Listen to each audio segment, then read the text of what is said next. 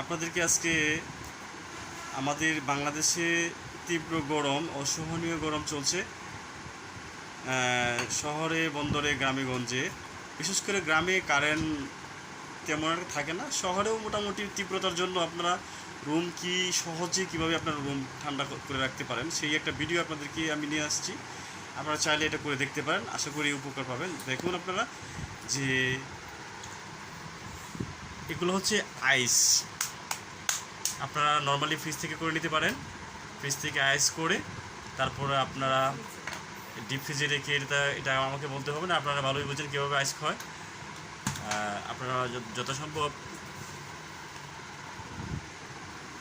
আইস করে তারপরে বড় একটা পাতিলে কিংবা বড় একটা থালার মধ্যে রেখে সেটা কোথায় আমরা রেখে দিবেন, ঘরের কোনো একটা জায়গায় বা কর্নারে রাখবেন।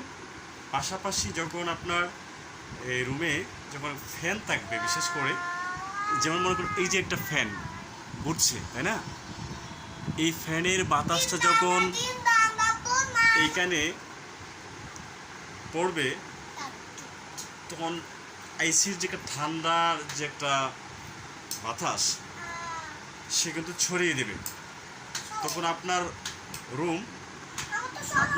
রুমটা পুরোটাই কী হবে, একটা এয়ার কুলারের মতো হিসেবে কাজ করবে।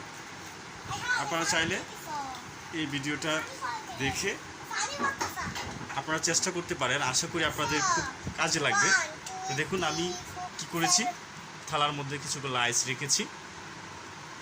এগুলো আইস এগুলো থাকবে। আমার মেয়ে কিন্তু আবার সে খুব এনজয় করছে ব্যাপারটা নিয়ে, সে খুবই এনজয় করছে ব্যাপারটা। সে কখনো এরকম দেখে নাই তো আইস, সে জানে না যে এটা দিলে যে রুম ঠান্ডা হবে, তার গরম থেকে সে রক্ষা পাবে।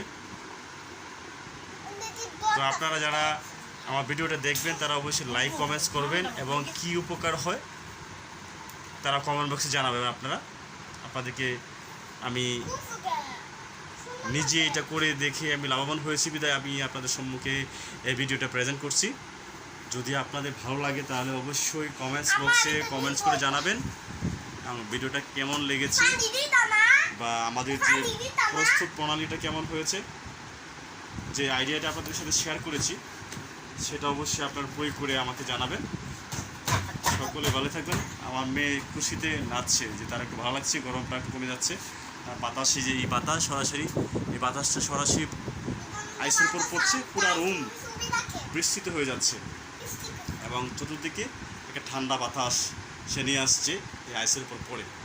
তাই আপনারা এই পদ্ধতিটা অবশ্যই করবেন। আশা করি আপনাদের রুমও ভালো থাকবে, সেটা 10 তলা 20 তলা যাই হোক। আপনি জানালাগুলো বন্ধ রাখবেন, দেখবেন পুরো রুম এসি হয়ে যাবে। ঠিক আছে, আপনাদের এসি লাগবে না, মানে পুরো এসি হিসেবে কাজ করবে এই ব্যাপারটা। সুতরাং আপনাদের ভালো লাগলে অবশ্যই লাইক কমেন্টস করবেন। আল্লাহ হাফেজ, ভালো থাকবেন।